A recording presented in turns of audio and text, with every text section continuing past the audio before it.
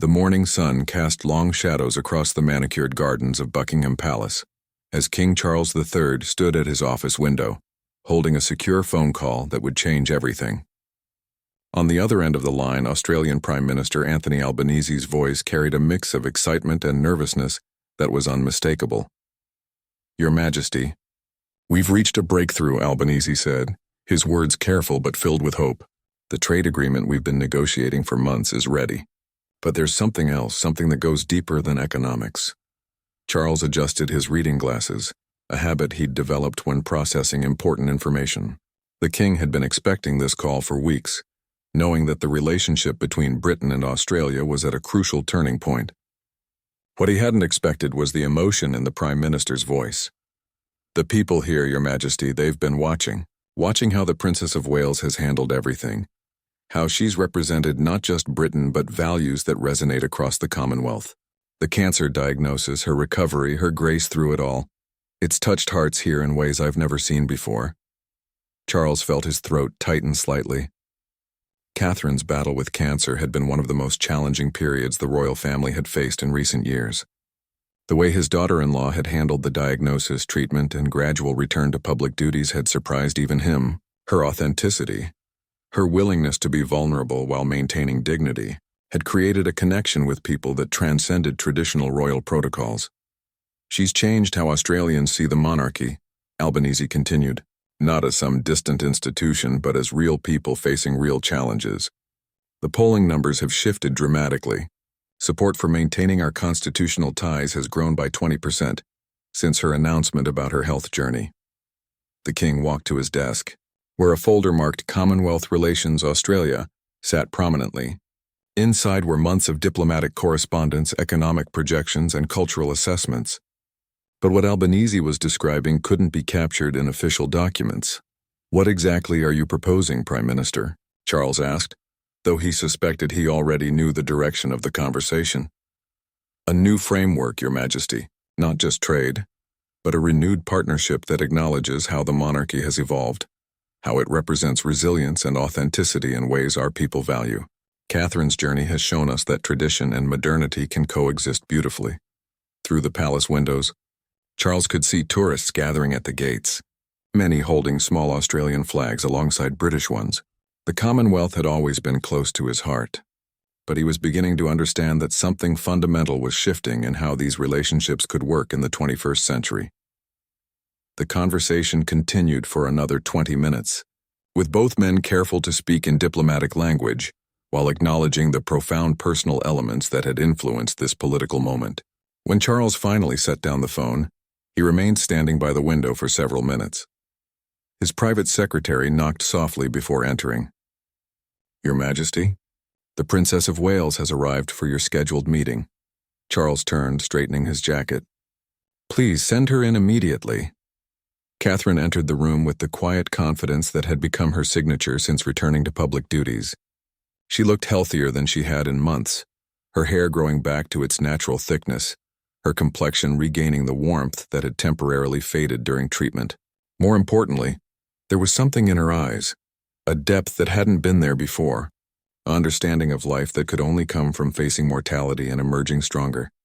"Papa," she said, using the informal address that had become natural between them over the years. "You sounded urgent on the phone. Sit down, Catherine. We need to talk about Australia, and we need to talk about you." She settled into the chair across from his desk, her posture attentive but relaxed. The transformation in her over the past year had been remarkable. The woman who had once worried about every public appearance now carried herself with an assurance that seemed to come from having faced her deepest fears and survived.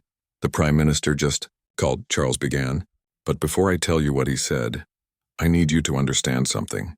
What you've been through, how you've handled it, the courage you've shown, it's changed things. Not just here in Britain, but across the Commonwealth. People see you differently now. They see all of us differently." Catherine listened quietly, her hands folded in her lap. She had learned during her illness that sometimes the most powerful thing you could do was simply be present and listen. "Australia wants to strengthen ties, Catherine, not just economic ties, but something deeper, and they've specifically mentioned you, your journey, as a catalyst for this change in public sentiment. She took a deep breath, processing the implications. What kind of strengthening are we talking about? The kind that could reshape how the Commonwealth works for the next generation. The following Tuesday morning brought an unusual scene to the Australian Parliament House in Canberra. Prime Minister Albanese stood before a joint session, but this wasn't a typical parliamentary address. Representatives from across the political spectrum had gathered, along with state premiers, Indigenous leaders, and business representatives. The atmosphere was electric with anticipation. Colleagues, distinguished guests, Albanese began, his voice carrying across the chamber. Today we discuss not just trade numbers or diplomatic protocols, but the future of Australia's place in the world community. In the gallery, Sarah Chen, a Melbourne businesswoman whose family had emigrated from Malaysia decades earlier, leaned forward in her seat. She had followed the royal family's recent challenges with interest, particularly moved by Princess Catherine's openness about her health struggles. As someone who had faced her own cancer diagnosis 2 years prior, Sarah felt a connection that transcended cultural and geographic boundaries. The Princess of Wales didn't have to share her journey with the world, Albanese continued. She could have retreated from public life, handled her treatment privately, emerged only when everything was perfect again. Instead, she chose authenticity. She chose to let people see that even royalty faces the same fears, the same uncertainties that ordinary families face. Opposition leader Peter Dutton, usually quick to critique any proposal from the government, found himself nodding. His own polling data had shown something remarkable. Australian attitudes toward the monarchy had shifted significantly over the past year, particularly among younger demographics who had previously shown little interest in royal affairs. Back in London, Catherine was reviewing briefing documents in her private office at Kensington Palace. The papers outlined Australia's proposed framework for renewed cooperation, but her mind kept returning to the phone calls and messages she had received during her treatment. Letters from Australia had poured in by the thousands, from cancer survivors, from mothers worried about their own health, from families who had watched her video announcement and felt less alone in their own struggles. William entered quietly, carrying 2 cups of tea. "How are you feeling about all this?" he asked, setting 1 cup beside her papers. "Overwhelmed," she admitted. "When I decided to be open about the diagnosis, I was thinking about our children, about setting an example for them, about facing difficult things with honesty. I never imagined it would influence international relations." William sat across from her, his expression thoughtful. Maybe that's exactly why it has influenced things. People could tell it was genuine, not calculated for political effect. The phone rang, interrupting their conversation. Catherine's private secretary informed her that Governor-General David Hurley was calling from Australia, requesting a private conversation at the King's suggestion. "Your Royal Highness." Hurley's warm Australian accent came through clearly as Catherine accepted the call. "I hope I'm not interrupting anything important." "Not at all, Governor-General. How can I help you?" "Actually, I'm calling because I believe you've already helped more than you might realize. The Prime Minister has shared with me the polling data, the shift in public sentiment.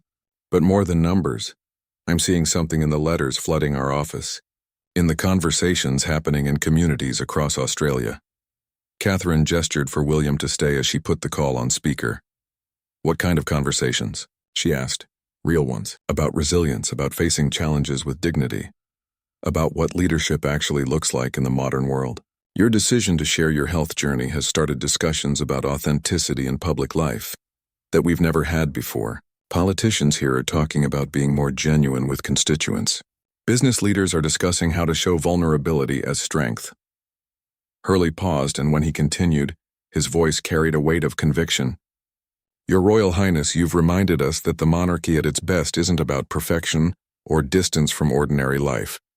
It's about serving as an example of how to navigate life's challenges with grace and purpose." Meanwhile, in Sydney, Dr. Jennifer Walsh was preparing for her evening news appearance. As Australia's most prominent oncologist, she had been invited to discuss the medical aspects of the princess's treatment and recovery. But as she reviewed her notes, she realized the conversation had evolved beyond medical facts. "The Princess of Wales has done something remarkable for cancer awareness," she would tell the interviewer later that evening, "not just by disclosing her diagnosis, but by showing the full spectrum of the experience. The fear, the treatment, the gradual recovery, the ongoing uncertainty. She's made it easier for thousands of people to seek help, to have honest conversations with their families, to face their own health challenges without shame. The television segment would be watched by over 2 million Australians, many of whom had never previously paid attention to royal news, but found themselves deeply moved by this human story of courage and recovery. Back in Canberra, as the parliamentary session continued, Albanese outlined the specifics of the proposed agreement: enhanced trade partnerships, educational exchanges, joint research initiatives, and streamlined visa processes. But underlying every proposal was a recognition that the emotional connection between Australia and the British Crown had been renewed in unexpected ways. This isn't about returning to colonial relationships, Albanese emphasized. This is about building a partnership between equals, grounded in shared values of resilience, authenticity, and service to others. Values that have been exemplified by the Princess of Wales during one of the most challenging periods of her life. The chamber erupted in rare bipartisan applause, a sound that would echo all the way back to London, where Catherine sat in her office, still processing the magnitude of how personal courage had become a catalyst for international cooperation. 3 weeks later, the Grand Ballroom of Government House in Canberra was transformed for an unprecedented gathering. Representatives from every Australian state and territory had travelled to witness what many were calling the most significant Commonwealth event in decades. The ornate ceiling seemed to sparkle under crystal chandeliers as dignitaries, community leaders, and ordinary citizens who had been specially invited took their seats. Catherine stood in a private room adjacent to the ballroom, checking her appearance one final time. She wore a midnight blue dress designed by an Australian designer, a subtle but meaningful gesture that hadn't gone unnoticed by the local media. More importantly, she felt strong. The grueling months of treatment were behind her, and while she knew her health would always require careful monitoring, she had reclaimed her sense of purpose and energy. "Ready?" William asked, offering his arm. He had insisted on accompanying her on this trip, understanding instinctively how significant this moment was, not just for Australia-UK relations, but for Catherine personally. "I think so," she replied, though her voice carried a note of nervousness that was unusual for her these days. "It's strange, isn't it? All those months when I couldn't imagine getting through a single day. And now you're about to make history," William finished softly. In the ballroom, Governor-General Hurley stepped to the podium. The conversations that had filled the room gradually quieted as he began to speak. "Ladies and gentlemen, we gather today to witness something remarkable. Not just the signing of a new agreement between our nations, but the recognition of how courage and authenticity can reshape international relationships." In the front row, Maria Santos clutched her teenage daughter's hand. Maria had written one of the thousands of letters to Princess Catherine during her treatment, sharing her own story of surviving breast cancer while raising 3 children alone. When she received an invitation to this ceremony, she had hardly believed it was real. "Mama, is she really going to be here?" her daughter whispered. "Yes, Mija, and she's going to change things for the better." Prime Minister Albanese approached the microphone next, his expression solemn but hopeful. 6 months ago, when the Princess of Wales shared her health journey with the world, I don't think any of us could have predicted we'd be here today. But leadership sometimes emerges in unexpected moments from unexpected sources. He paused, looking out at the diverse crowd assembled before him. "The agreement we're signing today isn't just about trade or diplomacy. It's about recognizing that the values we cherish, courage in the face of adversity, honesty about our struggles, commitment to serving others even when we're fighting our own battles, these values transcend borders and titles." Behind the scenes, King Charles was following the proceedings via secure video link from London. He had wanted to attend personally, but his own health considerations and royal obligations had made travel impossible. Instead, he watched with growing pride as his daughter-in-law prepared to represent the crown in a way that was both deeply traditional and remarkably modern. The doors to the ballroom opened, and Catherine entered with William at her side. The applause was immediate and sustained, but it carried a quality different from typical royal receptions. This wasn't polite protocol appreciation. This was genuine warmth and gratitude from people who felt personally connected to her journey.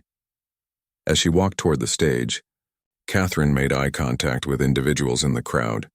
She saw Maria Santos and her daughter, recognizing them somehow though they had never met. She saw Indigenous elder Dorothy Williams, whose letter about traditional healing and strength had particularly moved her during treatment. She saw young entrepreneurs, cancer survivors, families, students, a cross-section of Australian society that represented the real foundation of any meaningful partnership between nations. "Your Royal Highness," Albanese said as she joined him at the podium, "on behalf of the Australian people, thank you for showing us that true leadership isn't about being invulnerable. It's about being real, being human, and using your platform to help others feel less alone in their struggles." Catherine took a moment before responding, her eyes sweeping across the ballroom. When she finally spoke, her voice was clear and strong. "Prime Minister, Governor-General, distinguished guests, and most importantly, the people of Australia who have shown me such kindness during a difficult time in my life. I stand before you today not as someone who has overcome challenges, but as someone who is still learning from them."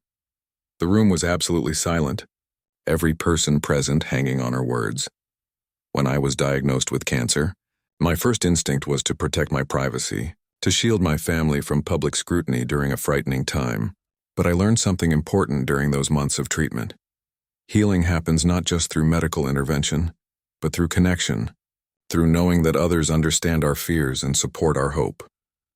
She paused, and in that moment, the formal distance that traditionally existed between royalty and the public seemed to dissolve completely. "The letters I received from Australia, the stories you shared of your own battles and triumphs, the simple messages of encouragement, they became part of my treatment as surely as any medicine. You helped heal me, and I hope that in some small way sharing my journey has helped some of you feel less alone in yours." The applause that followed wasn't just appreciation, it was recognition. Recognition that something fundamental had shifted in how leadership could work in the modern world, how authenticity could bridge distances that protocol had traditionally maintained. As the formal ceremony proceeded and documents were signed, creating new frameworks for cooperation in trade, education, healthcare, and cultural exchange, everyone present understood they were witnessing more than diplomatic routine. They were seeing the emergence of a new model for how traditional institutions could evolve while maintaining their essential purpose: serving others and bringing people together across all the differences that usually divide them. The following morning brought an unexpected scene to the Children's Cancer Ward at Royal Children's Hospital, Melbourne. Catherine had requested this visit be added to her schedule at the last minute, and the hospital staff had worked through the night to accommodate the security requirements while maintaining the calm environment the young patients needed. 8-year-old Tommy Mitchell was building a Lego castle when he looked up to see a familiar face approaching his bedside. He had watched the princess's video announcement about her cancer diagnosis with his mother several months earlier, and it had helped him understand that being scared about treatment was normal, even for important people. "Hello, Tommy," Catherine said softly, settling into the chair beside his bed. "I heard you're quite the architect." Tommy beamed, his thin face lighting up despite the fatigue that came with his treatment. "My mom said you had to have medicine like me. Are you all better now?" The question was simple, but it cut straight to the heart of why this visit mattered so much to Catherine. "I'm feeling much stronger," she replied honestly. "But you know what I learned? Getting better isn't just about the medicine. It's about having people who care about you and finding things that make you happy even on the hard days." Dr. Emma Richardson, the ward's head oncologist, watched from the doorway as Catherine spent genuine time with each child, not rushing through for photo opportunities but having real conversations. Some children were too young to understand who she was, but they responded to her gentle presence and authentic interest in their artwork, their games, their worries about missing school. "Your Royal Highness," Dr. Richardson said during a brief private moment, "what you've done by being open about your experience, it's changed how families approach their children's diagnosis.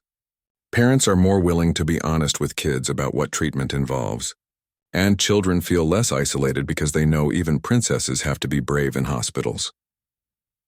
15-year-old Sarah Kim was in her final week of treatment when Catherine reached her room. Unlike the younger children, Sarah immediately understood the significance of this visit, but her response surprised everyone. "I wanted to thank you," Sarah said before Catherine could introduce herself. "Not for coming here, but for making that video. My friends at school didn't know how to talk to me about cancer before. They thought it was this scary thing that happened to other people. After you shared your story, they started asking questions, offering help, treating me like I was still just Sarah instead of Sarah with cancer. Catherine felt tears prick her eyes. This was exactly why she had chosen transparency over privacy, though she hadn't anticipated how far the ripple effects would reach. Meanwhile, across the city, Prime Minister Albanese was hosting a private dinner for business leaders and community representatives.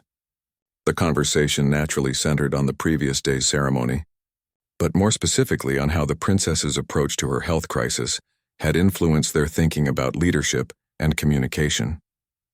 "In my 40 years of business," said Margaret Chen, CEO of Australia's largest mining company, "I've watched leaders try every strategy to connect with stakeholders. But what we witnessed yesterday wasn't strategy, it was authenticity. And the response has been unlike anything I've ever seen." Robert Aboriginal leader James Peterson nodded thoughtfully.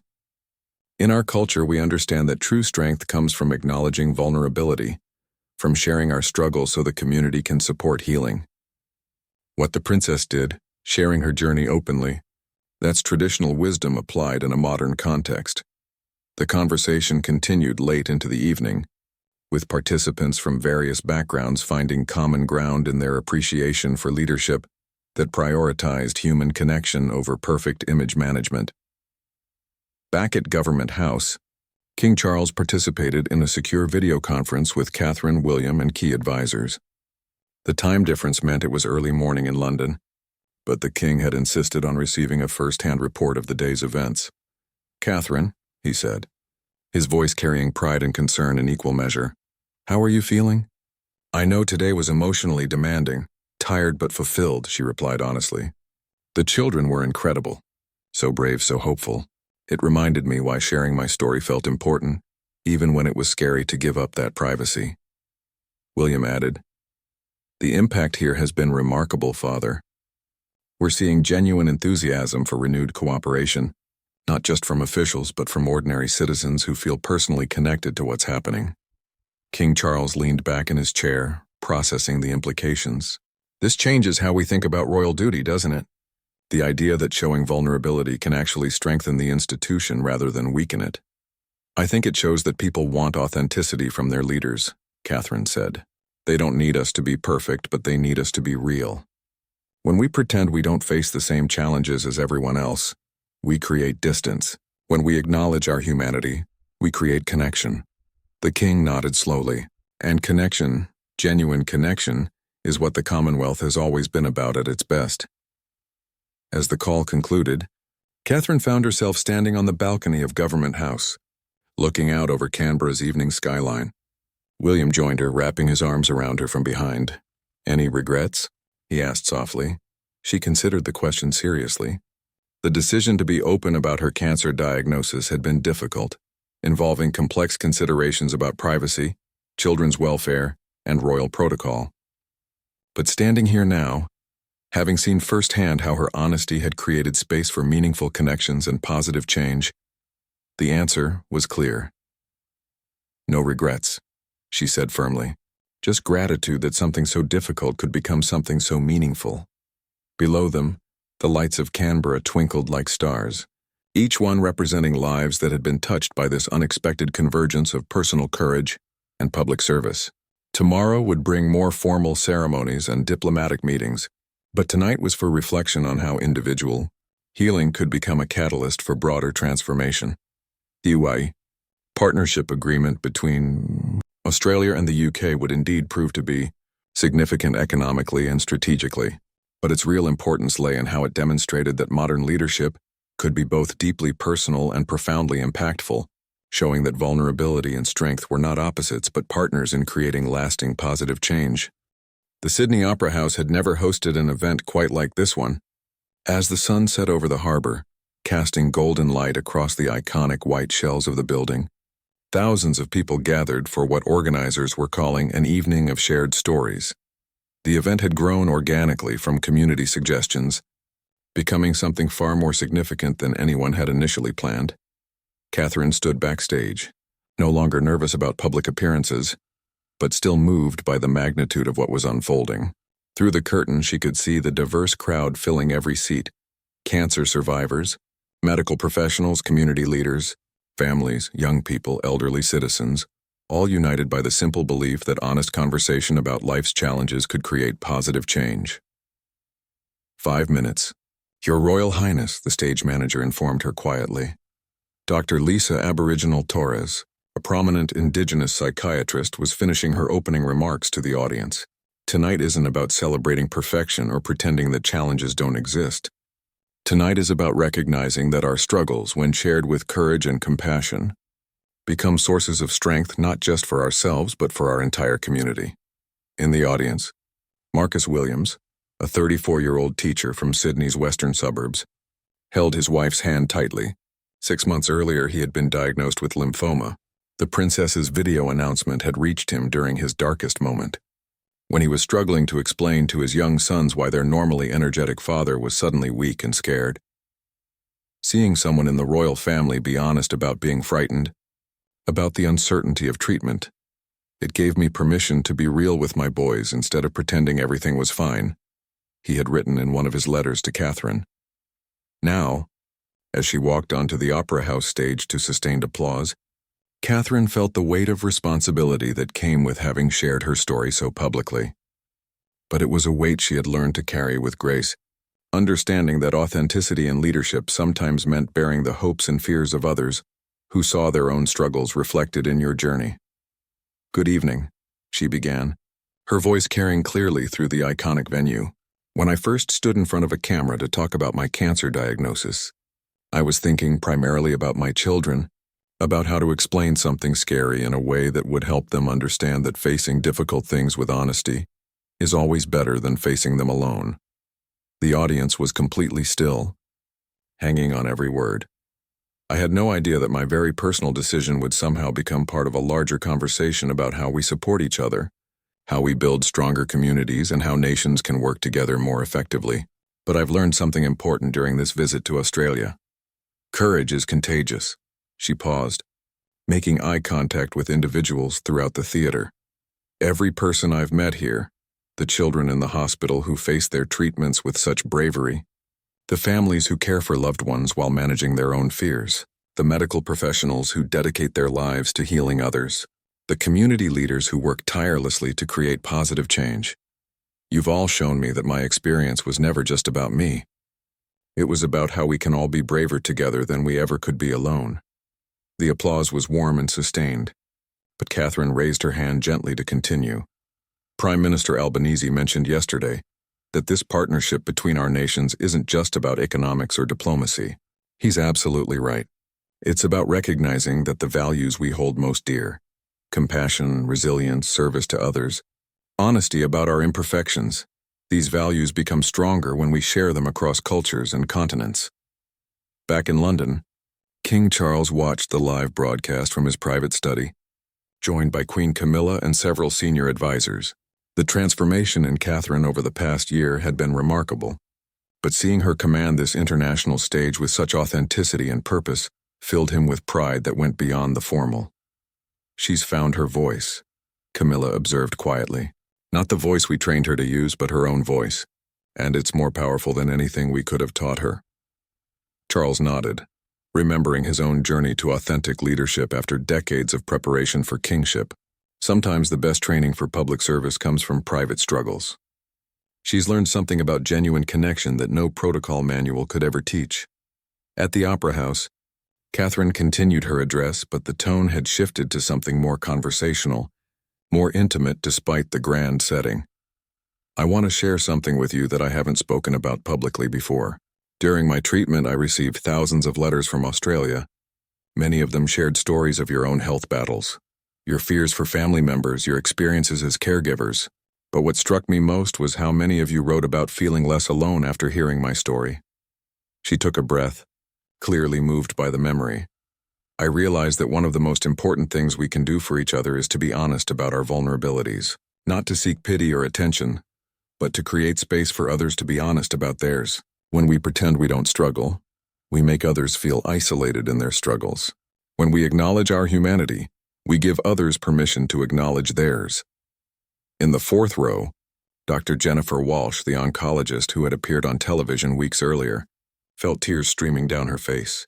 She had treated thousands of cancer patients over her career, but the princess's approach to public disclosure had changed how her patients talked about their diagnoses, how families supported each other, how communities rallied around those facing health crises.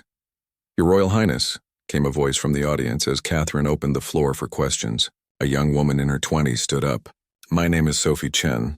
I'm a university student here in Sydney.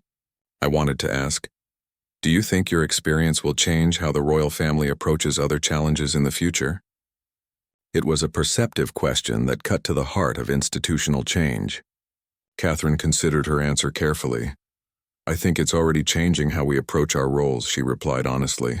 "The royal family has always been about service, but perhaps we're learning that service in the modern world means being more connected, more real in our interactions with people. Not less dignified, but more human." The evening continued with stories from audience members, performances by Australian artists, and discussions about how personal courage could inspire broader social change. But the lasting impact would be the model Catherine had demonstrated. That leadership in the 21st century required not just competence and dedication, but the willingness to be authentically human in a way that invited others to do the same. As the event concluded and Catherine made her way backstage, she was approached by a small girl who had somehow slipped past security. The child held a hand-drawn picture of two stick figures holding hands under a rainbow. "This is for you," the girl said shyly. "It's you and me being brave together." Catherine knelt down to accept the drawing, understanding in that moment that the real partnership being forged wasn't just between nations, but between individuals who had found the courage to support each other across every difference that might otherwise divide them. The secure video conference connecting Buckingham Palace, Government House Canberra, and Kirribilli House Sydney represented a moment of unprecedented collaboration. King Charles, despite the early morning hour in London, appeared alert and energized as he prepared to make an announcement that would reshape Commonwealth relations for generations to come. "Prime Minister Albanese, Governor-General Hurley," the king began, his voice carrying the weight of constitutional history. "What we've witnessed over the past weeks in Australia represents something extraordinary. Not just diplomatic success, but a demonstration of how modern monarchy can serve as a bridge between tradition and contemporary values." Catherine sat beside William in the Sydney location, still processing the overwhelming response to the previous evening's Opera House event. Social media had erupted with positive reactions from around the world, but more importantly, substantive policy discussions were already beginning in parliaments across the Commonwealth about how to implement similar frameworks for cooperation. "Your Majesty," Albanese responded, "I've just concluded meetings with state premiers and territory leaders. The consensus is unanimous.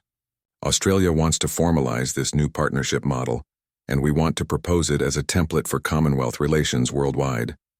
The implications were staggering. For decades, political analysts had predicted the gradual dissolution of Commonwealth ties as former colonies embraced republican futures.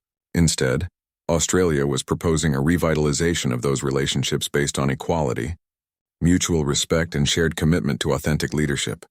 King Charles leaned forward, his expression serious but hopeful. "Before we proceed, I want to say something directly to Catherine, and I want everyone on this call to understand why this matters so profoundly." He paused, gathering his thoughts in the way that had become familiar to those who worked closely with him. "Catherine, when you decided to be open about your cancer diagnosis, you weren't just making a personal choice. You were choosing to trust people with your vulnerability, to believe that authenticity would be met with compassion rather than exploitation. That choice has now influenced international relations in ways that traditional diplomacy never could have achieved." Catherine felt her eyes fill with tears, not from sadness but from the overwhelming recognition of how personal decisions could have far-reaching consequences in ways that were impossible to predict. "But more than that," the king continued, "you've shown that the monarchy can evolve without losing its essential purpose. You've demonstrated that we can honor tradition while embracing transparency, that we can maintain dignity while acknowledging our humanity." Governor-General Hurley spoke next, his voice carrying the formal authority of his office but also genuine emotion. "Your Majesty, Your Royal Highness, What we're proposing today isn't just about Australia and the United Kingdom. We believe this model of partnership, grounded in authentic leadership and mutual support, can transform how Commonwealth nations work together on everything, from climate change to economic development to social justice. The conversation that followed was complex, involving constitutional lawyers, foreign policy experts, and economic advisors who had been working around the clock to draft frameworks for this new approach to international cooperation. But at its heart, the discussion kept returning to the simple principle that had sparked everything: the power of genuine human connection to overcome barriers that seemed insurmountable. "I want to propose something specific," King Charles said as the technical discussions concluded. "Catherine, I want you to become the first special Commonwealth ambassador for authentic leadership. It's a new role, one that would involve traveling throughout the Commonwealth to share this model, to learn from other cultures about resilience and community support, and to help develop policies that prioritize human well-being alongside economic prosperity." The silence that followed was profound. Catherine had spent years learning to fulfill traditional royal duties with grace and competence. The role being offered would require her to step into uncharted territory, to help create new forms of international cooperation based on principles that had emerged from her most difficult personal experience.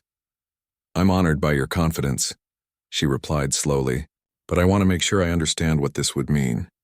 This isn't about representing British interests in Commonwealth countries. This would be about facilitating genuine partnerships between equals?" "Exactly," Albanese interjected. "We're not looking for the old model of Commonwealth relations. We want something new, something that respects the sovereignty and unique contributions of every member nation while creating space for deeper cooperation based on shared values." William spoke for the first time in the conversation. "Catherine, you don't have to decide immediately. This is a significant commitment and it would affect our entire family." But Catherine's mind was already working through the possibilities. She thought of the children she had met in the Melbourne hospital, of the families who had shared their stories at the Opera House, of the thousands of letters she had received from people across Australia who had found strength in her willingness to be vulnerable.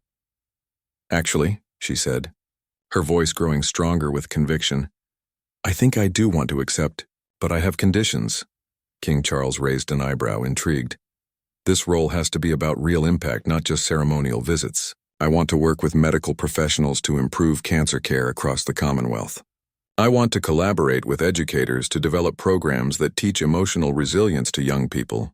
I want to partner with community leaders to create support networks for families facing health crises." She paused, looking directly into the camera. "And I want every country I visit to know that I'm coming not as someone who has all the answers, but as someone who has learned that asking for help is a sign of strength, not weakness." The response was immediate and enthusiastic from all participants. This wasn't the passive, traditional royal role that had been expected for centuries. This was active, engaged leadership focused on solving real problems through genuine collaboration. As the conference call concluded with plans for formal announcements and implementation timelines, Catherine remained in her chair for several minutes, processing the magnitude of what had just been decided. "Are you sure about this?" William asked gently. She turned to look at him, her expression clear and determined. "I've never been more sure of anything. 6 months ago, I thought sharing my cancer diagnosis was the scariest thing I would ever have to do. Now I realize it was just the beginning of learning how to use whatever platform I have to help other people feel less alone in their struggles." Outside the windows of Kirribilli House, Sydney Harbour sparkled in the afternoon sunlight, its beauty unchanged despite the historic decisions being made within its view. But something fundamental had shifted in how nations could work together, how leaders could serve their people, and how individual courage could become a catalyst for positive change that reached far beyond any single person or country. The partnership between Australia and the United Kingdom would officially be signed the following day, but the real agreement had already been sealed, a commitment to prioritizing human dignity and authentic connection in a world that too often valued appearance over substance, competition over collaboration. 6 months later, King Charles stood at the same window in Buckingham Palace, where this extraordinary journey had begun. But everything had changed. The morning newspapers spread across his desk told a story that would have seemed impossible just a year earlier. Commonwealth unity reaches historic heights. Cancer survival rates improve across member nations. Young people embrace authentic leadership models. The secure phone on his desk rang with the familiar tone that indicated a priority call from abroad. This time it was Catherine calling from Nairobi, Kenya, where she was concluding the third stop on her Commonwealth tour as Special Ambassador for Authentic Leadership. "Papa," her voice came through clearly, though she was thousands of miles away. "I wanted to update you on the Kenya visit before the official reports reach you." Charles settled into his chair, always eager to hear first-hand accounts of Catherine's work. Over the past 6 months, she had visited Canada, New Zealand, and now Kenya, with each country requesting extended stays to fully develop the partnership frameworks they were creating. "The response here has been incredible," Catherine continued. "We've established cancer support networks in 12 major cities, trained over 300 community health workers in trauma-informed care, and launched educational programs in 50 schools that teach emotional resilience alongside traditional subjects." But Charles could hear something in her voice. Beyond the satisfaction of successful programs, there was a depth, a confidence that had grown with each international collaboration. "More importantly," she went on, "I've learned so much from the communities here. Traditional Kenyan approaches to healing emphasize collective support and open discussion of challenges. What I thought I was bringing to share, I've actually been receiving. Every country has taught me something new about resilience and authentic community care." This had become the pattern throughout her Commonwealth tour. Rather than imposing British or Australian models on other nations, Catherine had approached each visit as an opportunity for mutual learning, creating space for cultural exchange that strengthened all participants. Back in Australia, Prime Minister Albanese was reviewing the latest polling data with his senior advisors. The numbers were remarkable. Australia's approval rating for Commonwealth membership had reached 78%, the highest in recorded history. More significantly, similar increases were being recorded across all member nations that had participated in the authentic leadership initiatives. "Sir," his chief advisor said, setting down a folder of international correspondence, "we've received formal requests from 23 Commonwealth countries to implement similar partnership frameworks. Canada wants to host a pan-Commonwealth summit on authentic leadership. New Zealand is proposing a youth exchange program focused on emotional intelligence. South Africa wants to collaborate on community health initiatives." Albanese smiled, remembering the nervous energy he had felt when first proposing this partnership to King Charles. What had begun as an Australian initiative was becoming a Commonwealth-wide transformation. In Kenya, Catherine was concluding her final public event, a roundtable discussion with women who had faced various health challenges and emerged as community leaders. The conversation had been conducted in both English and Swahili, with translation allowing for deep, meaningful exchanges about resilience, family support, and the role of authentic leadership in creating positive change. "Your Royal Highness," said Grace Wanjiku, a breast cancer survivor who had established support groups in rural areas, "what you have shown us is that leadership is not about being strong for others. It is about being honest about our struggles so that others can be honest about theirs. This creates strength in the whole community." Catherine nodded, deeply moved by the wisdom she encountered in every country she visited. "Grace, you've just described something I'm still learning. True leadership isn't about having all the answers. It's about creating space for everyone to contribute their wisdom and support each other through difficulties."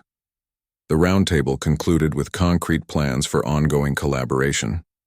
Medical professionals would exchange expertise, community leaders would maintain communication networks, and young people would participate in programs designed to develop emotional resilience and authentic leadership skills. As Catherine's plane prepared for departure from Nairobi, she reflected on the unexpected journey that had brought her to this point. The cancer diagnosis that had seemed like such a devastating interruption to her life had instead become the foundation for more meaningful work than she had ever imagined possible. William met her at Heathrow Airport in London, along with their 3 children who had insisted on welcoming her home despite the late hour. As they drove through the familiar streets toward Kensington Palace, Catherine shared stories from Kenya, while the children peppered her with questions about the animals they had seen in photos and the friends she had made. "Mama," Prince George said seriously, "when I grow up, will I get to help people like you do?" The question caught Catherine by surprise with its directness and sincerity. If you want to help people, George, you absolutely can. But remember, helping others isn't about your title or position. It's about being willing to share your heart and listen to what others need. Princess Charlotte, now 10 years old, had been following her mother's work closely and had even started a small fundraising project at school for cancer research. I think, she said thoughtfully, that when you told everyone about being sick, it helped other people not feel so scared about being sick too. That's exactly right, Charlotte. Sometimes the best way to help others is just to be honest about our own experiences. The following morning brought a surprise that demonstrated how far the impact of authentic leadership had spread. King Charles received a personal letter from the Secretary General of the United Nations, requesting that Catherine address the General Assembly about models for international cooperation based on transparency, mutual support, and genuine cultural exchange. This has grown beyond anything we could have anticipated, Charles told Catherine during their morning meeting. What began as an Australian partnership proposal has become a global model for how nations can work together more effectively. Catherine reviewed the UN invitation carefully, understanding the magnitude of what was being requested. I want to accept, she said finally, but only if we can structure it as a dialogue rather than a lecture. I want to learn from other countries' approaches to community resilience, not just share what we've developed. This response exemplified the approach that had made Catherine's work so successful across the Commonwealth. Rather than positioning herself as an expert dispensing wisdom, she consistently presented herself as a learner, seeking to understand how different cultures approached shared challenges. As autumn settled over London, King Charles found himself reflecting on the profound changes of the past year. The monarchy had not become less dignified or traditional, but it had become more relevant, more connected to the real challenges faced by ordinary people around the world. The Australian partnership had evolved into a Commonwealth-wide network of cooperation that was producing measurable improvements in healthcare, education, community support systems, and international relations. Most importantly, it had demonstrated that authentic leadership that acknowledged vulnerability while maintaining hope, could inspire positive change on a scale that traditional diplomatic approaches had never achieved. Standing at his window once again, King Charles watched as tourists gathered at the palace gates, many holding signs of support not just for the royal family, but for the authentic leadership initiatives that had touched their lives personally. Among them, he noticed, were visitors from countries across the Commonwealth, evidence of the genuine connections that had been forged through shared commitment to supporting each other.